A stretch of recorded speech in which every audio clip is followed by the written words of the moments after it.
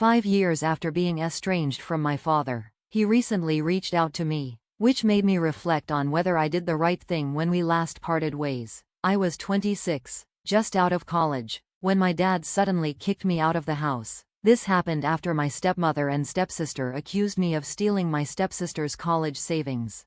This event was the final straw in a long period of tension that began when my dad remarried. My parents had divorced when I was 7, and by the time I was 15, my dad started dating Ellie, who later became my stepmother. Ellie was a widow with a daughter, Sophia, who was 4 years younger than me. From the first time we met, I felt that Ellie and Sophia didn't really want to accept me. Over time, that feeling only grew. When I moved away for college, coming home became uncomfortable, as Ellie and Sophia's cold behavior toward me was obvious. My father, however, didn't see it and believed they had no hard feelings toward me, which only created a bigger gap between us. After graduating, I moved back home to save money for my own place. I wanted to talk to my dad about the tension I was feeling, but he brushed off my concerns, convinced that Ellie and Sophia liked me.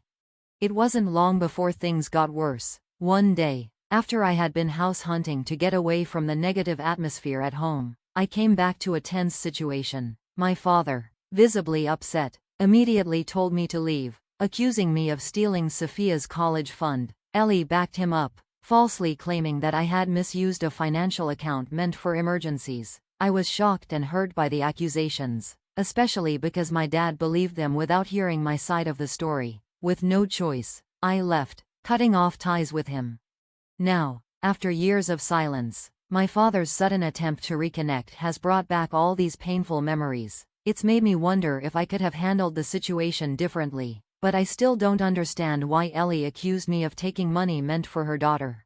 Ellie claimed that I had spent a lot of money on expensive brands, using the cash set aside for her daughter to fund a shopping spree. This was a complete lie, but she managed to convince my father by hiding those purchased items in my room. When my father found the stash under my bed, he believed her accusations. Even though I insisted we check with the bank to clear things up, my father refused. Already convinced that I was guilty, he called me a thief, and despite all my efforts to prove I was innocent, he wouldn't listen. Heartbroken, I moved out, lost contact with him, and faced financial struggles for a while.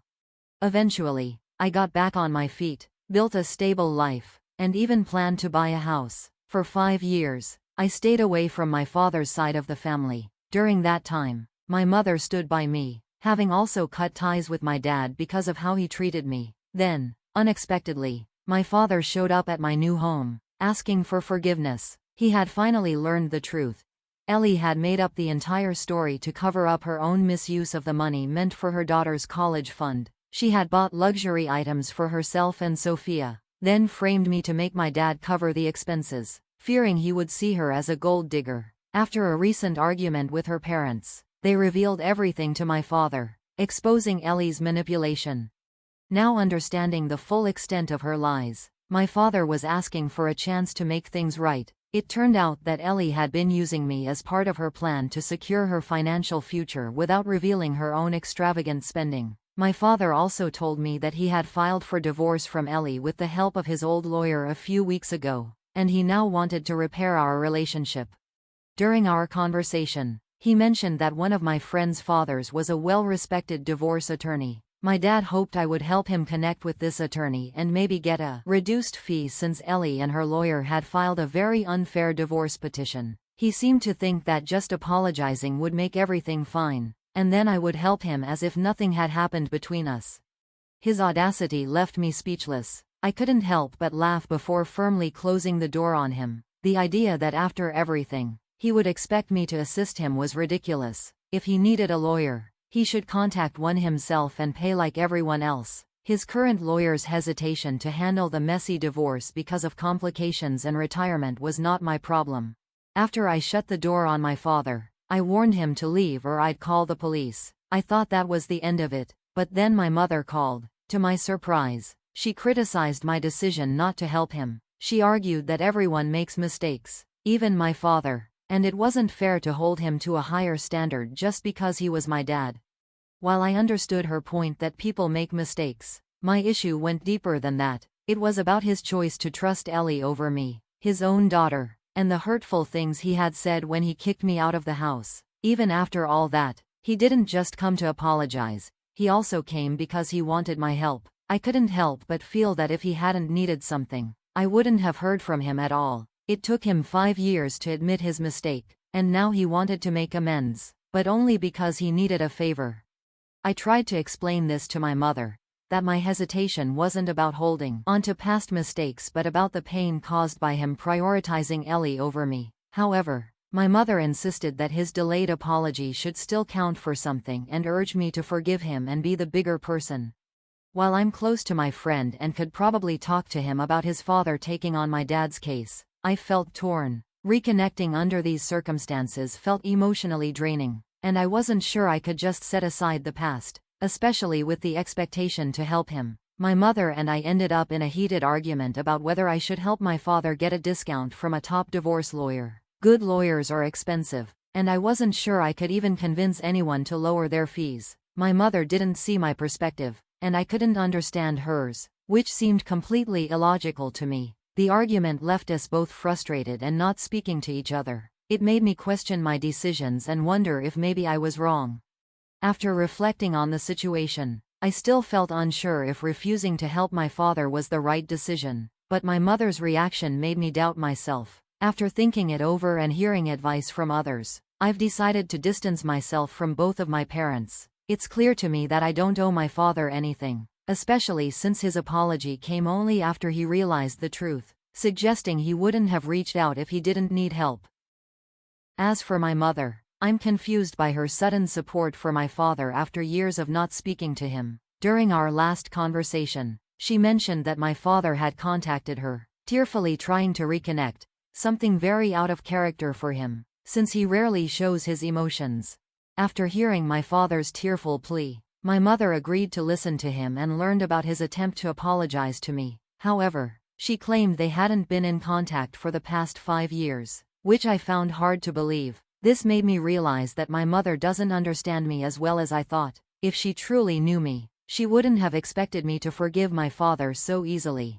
For now, I've decided to distance myself from both my parents. It's been easy to avoid my father since I've been doing it for years, but creating space from my mother will be much harder. She's been my main family connection, and the thought of losing that bond is painful. I decided to give her a week to reflect and possibly apologize for her reaction. If she doesn't, I'll have to accept that my relationship with her may also be a casualty of this family conflict. It's a tough decision, but I need to protect my emotional well-being and move forward, with or without their understanding.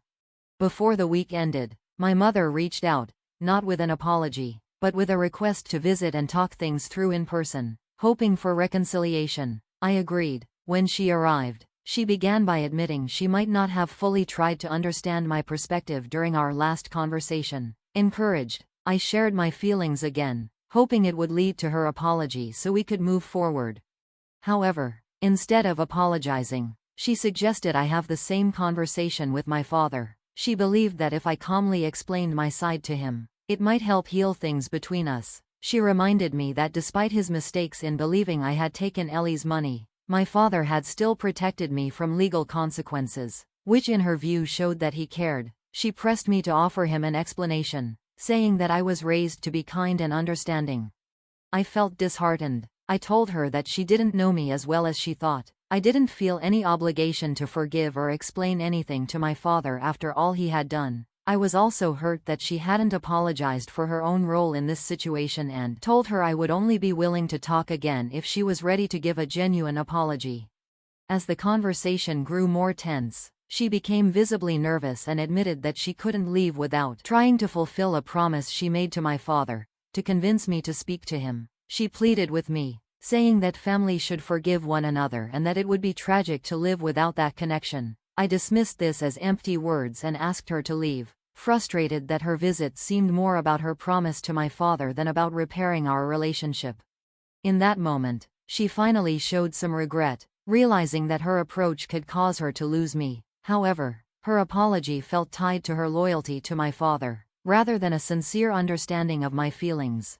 This revelation only added to the complexity of the situation. leaving me to navigate the turbulent family dynamics while trying to protect my emotional health. I felt deeply betrayed by both of my parents, yet a part of me wondered if I should forgive them simply because they were my parents. They had done many good things in the past, and perhaps that should count for something. However, when my mother used this reasoning to justify her actions, it seemed absurd to me. I confronted her about making promises to my father that she might not be able to keep, stressing that it wasn't my job to help her fulfill those commitments.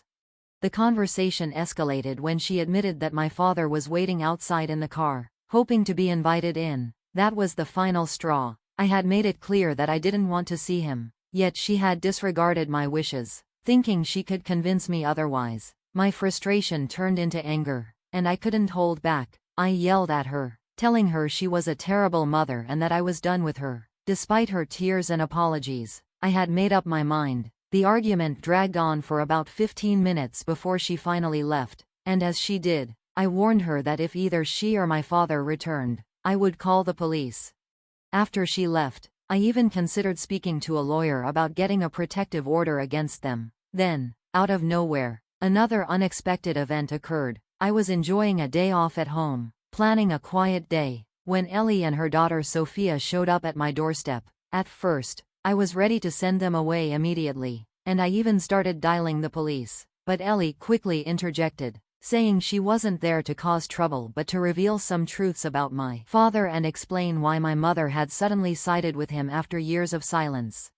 Her presence was as unpleasant as ever, and I had no desire to hear her out, but something she said about my mother caught my attention, and I reluctantly decided to listen, though I kept her outside and refused to let her in. Ellie revealed that a few weeks ago, her parents had told my father some critical information about the incident from 5 years ago, which had triggered a series of revelations and confrontations. This twist was surprising. I never expected Ellie, of all people, to come forward with information that could potentially explain the recent tensions and strange alliances in my family. Her news complicated my understanding of the family dynamics.